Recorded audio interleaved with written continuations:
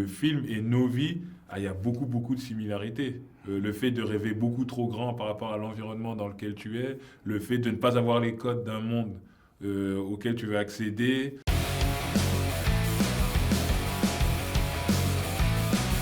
C'est une histoire qui t'invite parce que les deux personnages partent de rien. Moi, le personnage que j'incarne, il travaillait dans un vidéoclub. JP, il avait les aéroports à Orly. Et qu'ils arrivent à devenir les plus grands agents du monde. On va commencer par le plus important. Notre force à nous, c'est le contact avec le joueur. Comment tu veux que je signe chez une agence qui n'a pas encore sa place en NBA? Tu veux commencer par le haut du panier direct. Faut bien bouffer la glace avant le cornet, non? Tu viens d'inventer celle-là? Ouais. Vous avez pas encore les épaules. Je crois qu'on va commencer par bouffer le cornet, hein. Vite ma mère qu'on va payer une deuxième chambre, Bouddha. Is French? Oui, French. Le fait qu'ils accomplissent une trajectoire aussi fracassante, déjà, ça en faisait pour moi des héros d'un niveau d'inspiration phénoménal. Et aussi tous les messages que le film portait sur la persévérance et la résilience et le fait que si tu as une petite voix qui chuchote en toi, quelque chose que les autres aiment à considérer comme impossible et aiment à te le rappeler de façon un peu trop fréquente parfois, en assénant sur toi des pensées limitantes, eh ben, il faut surtout s'en méfier et y prêter attention, la chérir, la choyer, parce que elle te dit la vérité et ton instinct, il ne te ment pas. Et c'est la bonne boussole à suivre. Et à la condition que tu travailles et que cette passion elle reste vraiment accrochée à ton cœur comme une moule à son rocher, alors tu finiras par faire exploser le plafond de verre, parce que tu croyais être un plafond de verre. Comme c'est une histoire vraie, du coup c'est d'autant plus touchant et c'est une success story à la française. On ne les met pas beaucoup en valeur dans la culture française, même dans le cinéma français. Et voilà, interpréter des personnages qui existent et qui ont accompli ça, c'est une bénédiction en fait. Ce rêve américain, là, suivre cette petite voie, c'est un peu votre histoire aussi, où ça vous est arrivé, où on vous a dit arrête, fais pas ça, fais pas ce métier. Pour ça. Mais c'est souvent, c'est la famille qui donne les plus mauvais conseils, parce que par bienveillance et par envie de te protéger, ils veulent te préserver d'aller plonger dans un environnement inconnu que eux assimilent à une forme de risque. Et or, c'est là-dedans que se trouve le terreau le plus fertile à l'élévation de toi-même et à l'accession à une forme de quiétude. Moi, je me rappelle que quand j'ai dit à mes parents que je voulais travailler dans le cinéma et tout, dans le monde du cinéma, mon père m'a convoqué à la maison et il m'a dit « Jean-Pascal ».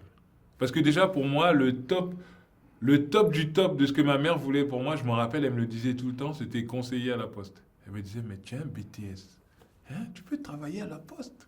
Ma mère, elle me disait tout le temps ça. Et je me rappelle qu'un jour, mon père, il m'a convoqué à la maison et il m'a dit Jean-Pascal, même les Blancs qui veulent faire du cinéma, ils n'y arrivent pas. Alors toi, tu crois que tu vas aller où?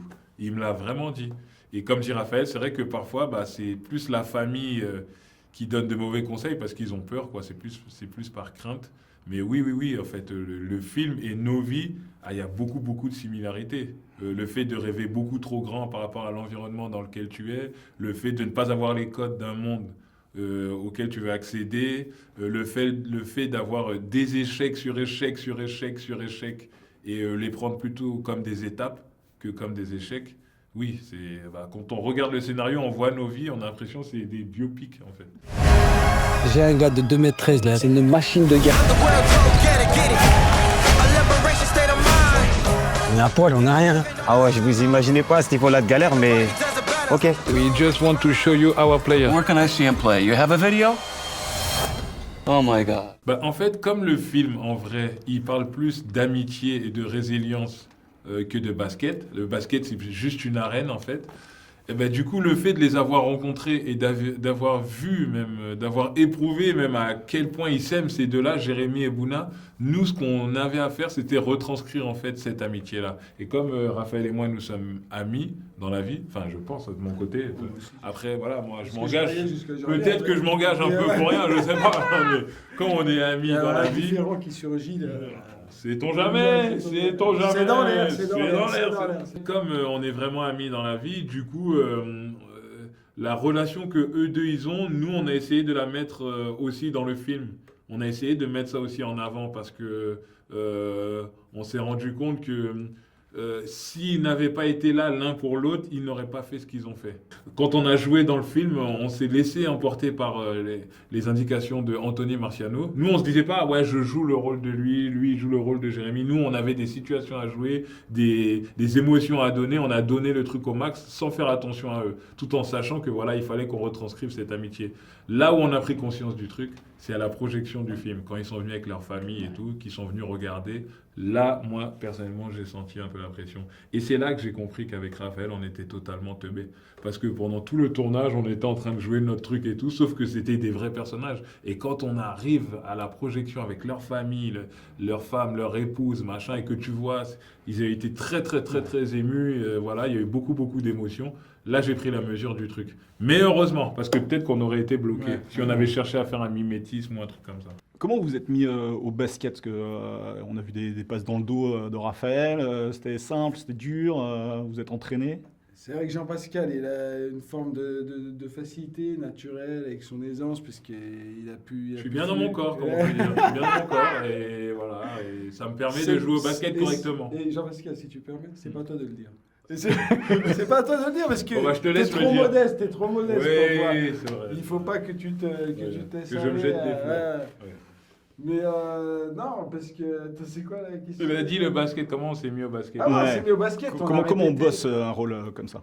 Ah, un rôle pour les quelques prises qu'il y a avec une balle de basket. On est allé, parce que eux, ils se sont rencontrés sur un terrain de basket, c'est vrai à Menton. Ouais. Et du coup, cinématographiquement parlant, il fallait retranscrire une forme d'alchimie. Donc, mettre en place une chorégraphie de basket pour que les combinaisons, elles témoignent de cette étincelle qui a surgi lorsqu'ils se sont rencontrés. Et du coup, il fallait faire des combinaisons. Donc ça, on a répété pendant 4 mois pour les 2 scènes de basket. Ouais, 4 mois pour 2 minutes de scène dans le film. Et mais après, plus largement pour eux, ce qui était bien, c'était de les voir dans leur quotidien, d'aller à des matchs de basket, de NBA avec eux, aller à la draft. À la draft, c'est exceptionnel de voir comment ça se joue, comment les familles, comment les mamans. Parce qu'il y a une scène avec les mamans dans le film qui viennent négocier pour leur fils. Et c'est vrai qu'à la draft, tu voyais beaucoup l'influence des mamans sur les joueurs qui prennent en charge, les joueurs qui sont admis en NBA, ils ont entre 18 et 20 ans. Et du coup, c'est les mamans qui gèrent le truc. Et c'est magnifique de voir tous les jeux, tous les stratagèmes mis en place avec les clubs, les coups de fil, comment ils... Est-ce que le rêve américain sera encore possible dans l'Amérique d'aujourd'hui? Mais c'est pas, en fait, le film, c'est le rêve américain, mais c'est pas le rêve d'Amérique. Ouais. Parce que, et encore moins aujourd'hui, dans la configuration géopolitique actuelle, mais c'est juste rêver grand et s'autoriser à nourrir des fantasmes qui, à la condition qu'ils soient soutenus par un travail acharné et passionné, ce qui a été le cas de Jérémy Ebouna, et ben, la trajectoire grandiose, elle est accessible et on ne doit pas se l'interdire. En fait, il faut juste préférer mourir plutôt que d'abandonner. Bon. Mais ça... Si on peut ne pas mourir aussi... ça, c'est vrai que c'est bien. C'est quand même mieux. Mais je dirais rêver... Le rêve américain, c'est plus rêver de l'impossible. Ouais. Pour synthétiser, c'est un peu rêver de l'impossible. Les rêves inaccessibles auxquels on croit. Et ce qui est bien avec ce film, c'est qu'il te montre que n'y a pas de rêve impossible, en fait. C'est pour ça qu'il faut absolument aller voir ce film, parce que tout le monde nourrit un rêve. Tout le monde a quelque chose... Il y en a même certains qui n'osent pas rêver alors qu'ils l'ont en eux. Franchement, il faut aller voir ce film. Je trouve que ça te convainc que tu as le droit, en fait. Tu as le droit de rêver de ça. Tu as le droit de rêver de ce truc qui paraît inimaginable dans ta chambre, en banlieue ou à la campagne ou aux Antilles. Tu as le droit de rêver à ça, en fait. Regarde le film et tu vas voir. C'est vraiment possible. Et aussi qu'il n'y a pas d'âge pour rêver. Ouais. Que tu peux rêver à tout âge. Parce que on dit c'est toujours trop tard pour rêver. Que, genre à 8 ans, c'est trop tard pour rêver du temps où tu mettais une dent sous ton oreiller pour attendre la petite souris. À 15 ans, c'est trop tard pour rêver du temps où ta maman, elle te préparait ton bol de Coco Pops le matin en te faisant des petits bisous dans les cheveux. Et à 30, c'est trop tard de rêver au temps où tu pouvais faire des études et tout. Et en fait, qu'il n'y a vraiment pas d'âge pour rêver, qu'il y a toujours cette possibilité-là et qu'il est toujours accessible et que même à la condition de s'y mettre et de mettre les mains dans le cambouis et que même à des âges avancés, c'est pour ça qu'on invite au cinéma même les gens qui font partie du troisième âge. Mais quand bien même tu aurais 90 ans et que tu serais dans le toboggan, eh ben, il est toujours temps de rêver à un dernier Noël en famille, une dernière réunion, un dernier moment de convivialité, et qu'il y a toujours l'espace pour un rêve.